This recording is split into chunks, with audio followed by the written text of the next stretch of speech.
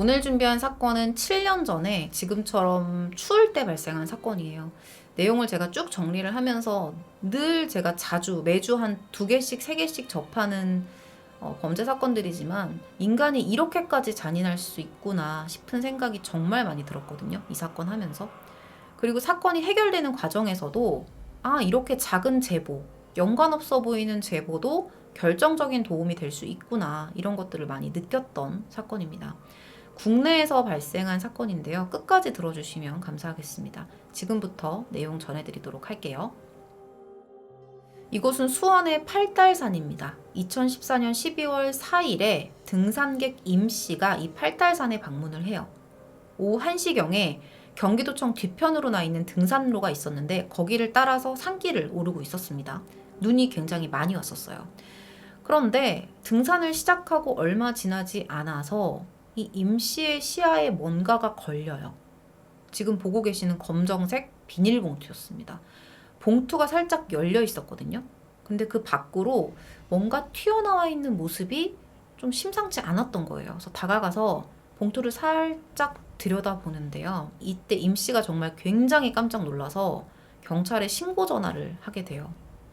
확실하진 않은데 봉투 안의 내용물이 사람의 신체 일부처럼 보였던 거죠. 현장에 과학수사팀이 출동을 해서 이 봉투 안을 확인을 합니다. 근데 봉투 속의 물체는 정말로 임씨가 생각했던 그것이 맞았어요. 알아보기 힘들 정도로 훼손이 된 상태였고요. 특이한 건 이 봉투 안에 다른 부위는 하나도 없고 딱 몸통만 남아 있었던 거예요. 그리고 몸통 내부에 뼈는 남아 있었는데 심장이나 간처럼 대부분의 큰 장기들은 사라진 상태였고 신장으로 추정되는 장기 1개만 남아 있었습니다. 콩팥이요. 시신은 좌우로 약간 접힌 형태로 얼어 있었어요. 처음에 범인이 봉투에다가 넣기 편하게 압박을 한 것처럼 보였습니다. 자, 일단은 이 봉투 안에서 혈흔이 많이 발견되진 않았거든요. 이건 훼손 후에 어느 정도 시간이 지나고 나서 봉지에 담긴 걸로 봐야겠죠. 그리고 부패가 아직 진행되지 않은 것으로 봤을 때 최근에 사망한 것이라고 경찰은 파악했습니다. 봉투 안에는 목장갑도 담겨 있었어요. 경찰이 우선 간이 키트를 가지고 예비 검사를 실시했고요. 시신에 묻어 있었던 혈흔이 사람의 것임을 확인을 하고 국과수에 부검을 의뢰합니다. 몸통만 가지고는 이 신원이나 사망 시점을 파악하기가 어려웠어요. 그러면 이 몸통을 제외한 나머지 부분은 어디 있을까요? 경찰이 팔달산 일대를 다 수색을 했는데요. 나머지 부위는 결국 못 찾습니다. 근데 조금 특이하다고 생각되는 점이 있어요. 바로 유기 방법이에요. 일단은 다른 곳도 아니고 산으로 왔잖아요. 근데 산으로 왔다는 건 뭔가 더 깊이 숨기고 싶다라는 생각이 있다는 건데 이렇게 그냥 등산로에다가 봉투를 묶지도 않고 쓰레기 버리듯이 휙 던져놓고 갔다는 거예요. 혹시 신원이 밝혀져도 크게 상관없는 비면식범의 소행이라고 봐야 될까요? 그런데 또 그렇게 보기에는 원한이 있는 것처럼 훼손 정도가 심했습니다. 경찰은 2년 전, 이 사건이 벌어지기 2년 전에 인근에서 발생했던 오원춘 사건, 여러분 그 사건 알고 계시죠? 그 오원춘 사건을 떠올리면서 심상치 않은 사건이 벌어졌다고 느낍니다.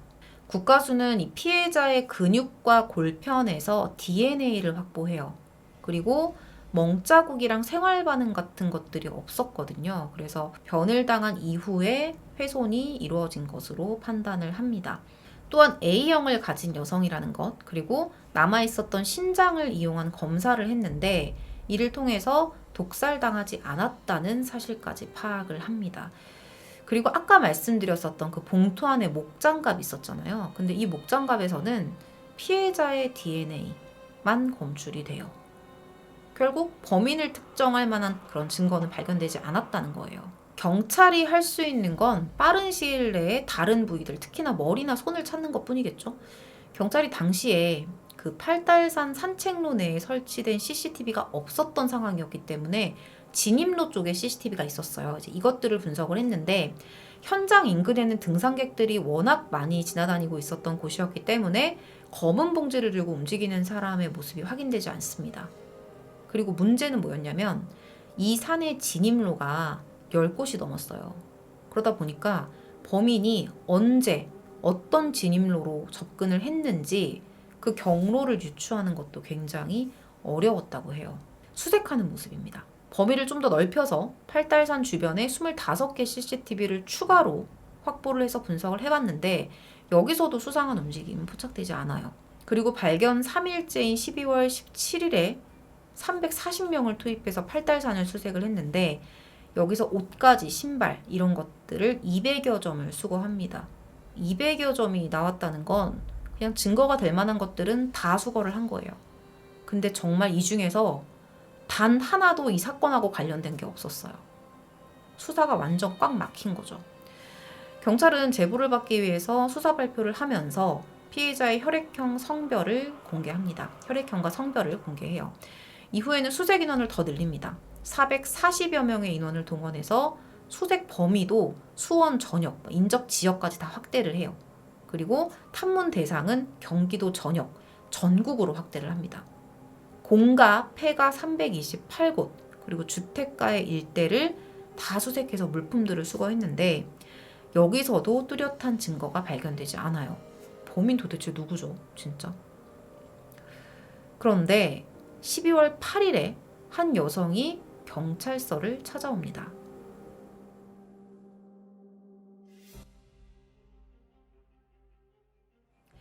그녀는 여동생이 지난달 11월 26일에 퇴근한 뒤부터 연락이 되지 않고 27일부터는 출근도 하지 않았다. 이런 말을 해요. 그러면서 이제 가출 신고를 한 거예요.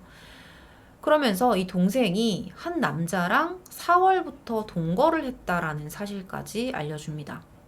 경찰은 혹시 이 여성의 동생이 팔달산 사건과 연관이 있지 않을까라고 생각을 하고 혹시 모르니까 이 언니의 DNA를 검출을 해서 팔달산에서 발견된 피해자의 DNA랑 대조하는 작업을 합니다. 그래서 이제 보낸 거예요, 자료를. 경찰은 사건을 해결하기 위해서 현상수배까지 내겁니다. 사건 관련해서 중요하게 제보를 해주는 사람한테는 최대 5천만 원의 신고 포상금을 걸어요. 그리고 검거 경찰관에게는 1계급 특진까지 겁니다. 자, 여기에 41개 경찰서까지 전담팀을 확대할 정도로 정말 절박하게 이 사건의 해결에 매달리기 시작했어요.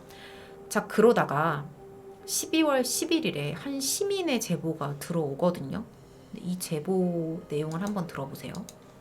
자, 어떤 제보였냐면 오전 10시경에 팔달구 교동에 있는 3층짜리 다가구 주택의 집주인이 경찰에 연락을 한 거예요. 이렇게 말해요.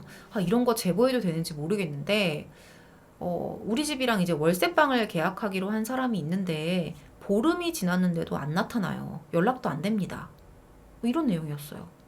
그러니까 보름 전에 55세의 남성이 반지 합방을 20만 원을 주고 가계약을 했고 이제 가계약금을 받았을 거 아니에요, 주인이. 그래서 방 열쇠를 준 거예요. 그리고 잔금을 언제 치르기로 하고 입주를 하기로 했는데 그때가 12월 10일이었거든요. 근데 갑자기 연락이 안 되고 그냥 사라졌다는 겁니다. 그래서 집주인이 좀 이상하다 생각을 하고 신고를 했던 거예요. 이걸 이상하다고 생각했던 것도 참 대단한 것 같아요.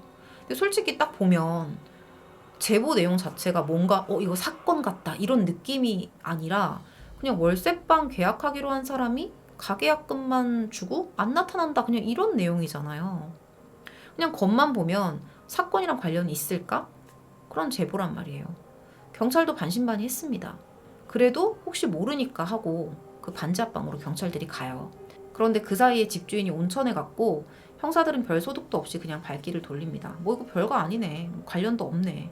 이러고 있었던 거예요. 근데 얼마 뒤에 그 제보를 했었던 집주인이 다시 경찰로 연락을 해요. 자, 실제 사진입니다.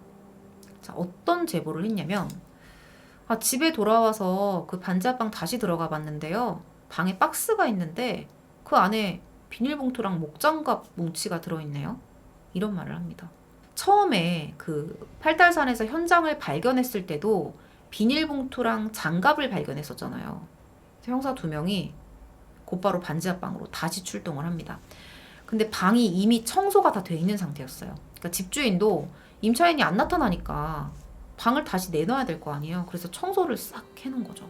자, 방을 가계약했던 사람이 누구였냐면 그 가계약하고 연락을 받지 않았던 그 사람이 누구였냐면 55세의 조선족 남성 박춘풍이었습니다. 그런데 앞서서 여러분 동생이 가출했다고 신고했었던 그 언니 기억나시죠? 그 언니가 이런 말을 했어요. 동생이 동거하던 남자가 있었다고 그 얘기 했었잖아요. 근데 그 동거했었던 남자의 이름도 박춘풍이었습니다. 되게 흔하지 않은 이름이 지금 2번이나 등장을 한 거예요. 이제부터는 진짜 강한 의심이 들 수밖에 없는 거죠. 경찰은 확실한 증거가 필요했기 때문에 박춘풍에 대한 탐문을 시작했고요. 형사들은 반지하 방을 살펴보기 시작합니다. 화장실을 살펴보는데 여기서 형사의 눈에 결정적인 단서가 포착이 돼요. 그 화장실 안에 두루마리 휴지가 이렇게 걸려 있었는데 거기에 정말 작은 좁쌀 크기의 빨간색 점이 발견이 된 거예요. 형사들은 알죠. 직감적으로. 아, 이거 혈흔이구나. 곧 과학수사팀이 현장에 도착해서 감식을 진행합니다. 일단은 혈액이 맞아요. 혈액 양성 반응이 나왔고요.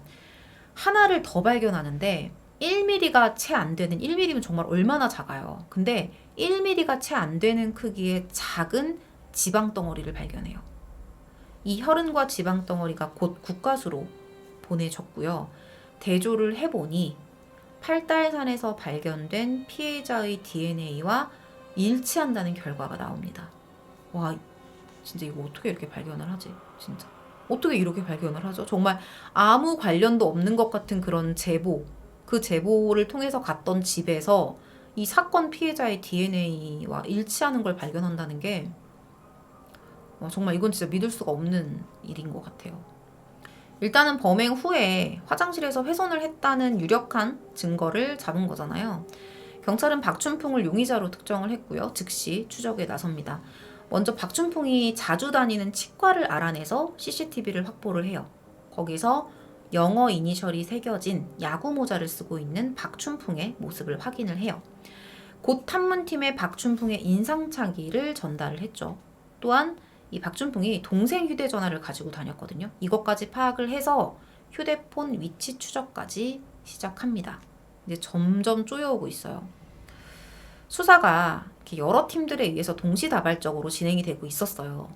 이렇게 형사팀이 집주인의 제보를 받고 반지하방을 살피고 있을 때 수색팀은 마침내 시신의 나머지 부위를 찾는데 성공을 합니다. 몸통이 발견되고서 일주일 만이었던 12월 11일 오전 11시 42분경에 수원천 매세교와 세천교 사이의 뚝방 옆 잡초 덤불 사이에서 검은색 비닐봉지 4개 그리고 추가로 더 이제 확대 수색을 해서 2개, 검은색 비닐봉지 2개가 추가로 발견이 됩니다. 총 6개가 발견이 된 거죠. 이것들 역시 매듭 없이 그냥 개봉이 돼 있었어요. 남은 부위와 함께 여성용 속옷도 같이 발견이 돼요. 발견 다음 날 피해자 DNA와 일치한다는 판정을 받게 됩니다. 그리고 여기에 더해서 앞서 말씀드린 그 동생이 가출했다는 언니, 그 언니의 DNA와 이 피해 여성의 DNA까지 동일하다는 결과가 나옵니다. 그 박춘풍과 이 박춘풍이 같은 사람이었다는 거죠. 자, 그녀는 박춘풍의 동거녀인 48세의 조선족 여성 김씨였습니다. 이제 남은 건 박춘풍을 검거하는 것뿐이죠. 휴대폰 위치 추적을 통해서 박춘풍이 수원역 인근에 있음을 확인을 해요. 수사팀이. 그리고 저녁 11시 30분경에 주변을 탐문을 하다가 박춘풍을 발견합니다. 성매매 여성이랑 모텔 안으로 들어가는데 딱 거기서 형사들이 덮친 거예요. 그래서 너 박춘풍이지? 이렇게 물어봤더니 박춘풍이 대답을 안 해요. 근데 옆에 있던 여성이 이 사람 박춘풍 맞다 이렇게 확인을 시켜줘서 검거를 했다고 합니다. 자, 박춘풍의 얼굴을 좀 보여드릴게요. 자, 검거된 박춘풍입니다. 검거된 박춘풍은 진술도 제대로 안 해요. 그냥 계속 횡설수설하고 묵비권을 행사합니다. 그럼 박 씨에게 경찰이 월세방에서 혈흔도 발견했고 피해자 DNA까지 확보했다 이렇게 사실을 알려주니까 그제야 체포 3시간 만에 범행을 시인을 해요. 그는 김 씨하고 내가 말다툼을 하다가 밀었는데 그때 김 씨가 벽에 부딪히면서 넘어져서 숨졌고 이후에 뒤처리를 하는 과정에서 11개 봉투에 담아서 수원, 화성시 등 총 4곳에 유기를 했다고 진술을 합니다. 맨날 똑같은 패턴이에요. 우발적 범행 이런 거 주장한 거죠. 경찰은 추가로 발견된 피해자의 머리를 국과수에 보내서 부검을 의뢰하는데요. 다음날 부검 결과가 나와요. 그 피해자 목 부위에서 졸린 흔적이 발견돼요. 머리 부딪혀서 숨진 게 아닌 거예요. 그리고 이 내용을 이 소견을 경찰에 전달을 합니다. 박춘풍의 진술과는 배치되는 결과죠. 그냥 뭐 상해치사죄 이런 거 받으려고 거짓말을 한 걸로밖에 안 보입니다. 일단은 방식 자체부터 다 거짓말이었잖아요. 작정하고 그냥 거짓말을 한 거예요. 일단 박춘풍이 계획적인 범행을 준비했다는 정황이 속속들이 드러나요. 왜 이렇게 계약을 했는지 모르겠는데 반지하를 계약했었던 그 당시의 그 계약서에도 이름도 안 적고 그냥 휴대폰 번호만 딸랑 적어놓습니다. 자기 신분을 숨기는 거죠. 그리고 그 기재했던 휴대폰 번호마저도 다른 사람 명이었어요. 며칠 뒤에 그것도 그마저도 해지를 해버렸고요. 그리고 따로 지내고 있었던 여관방이 또 있었습니다. 방을 구했는데 여관방에서 지내고 있었던 거예요. 그러니까 한마디로 이 집을 계약한 이유 자체가 오로지 범행 후에 훼손할 장소로 사용할 그런 목적이었다는 것까지 드러나게 된 거예요. 자기가 거주하려고 했는데 뭐하러 돈을 주고 여관방을 잡겠냐는 거예요.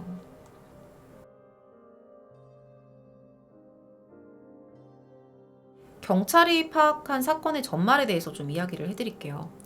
피해자 언니의 말대로 이 박춘풍이랑 피해 여성 김 씨는요, 같은 해 4월부터 동거를 시작한 사이였습니다. 근데 둘이 굉장히 많이 다퉜대요. 생활비나 뭐 경제적인 문제 이런 게 이유였던 거죠. 돈을 벌면 도박 같은 것만 하고 그렇게 탕진을 하면서 지내니까 어떤 그런 경제적인 안정을 기대할 수가 없었던 거예요. 이렇게 갈등이 깊어지면서 김 씨가 그대로 집을 나가버려요. 그래서 박춘풍하고 만나주질 않았어요. 그러면서 그것 때문에 이제 또 앙심을 품게 된 거죠.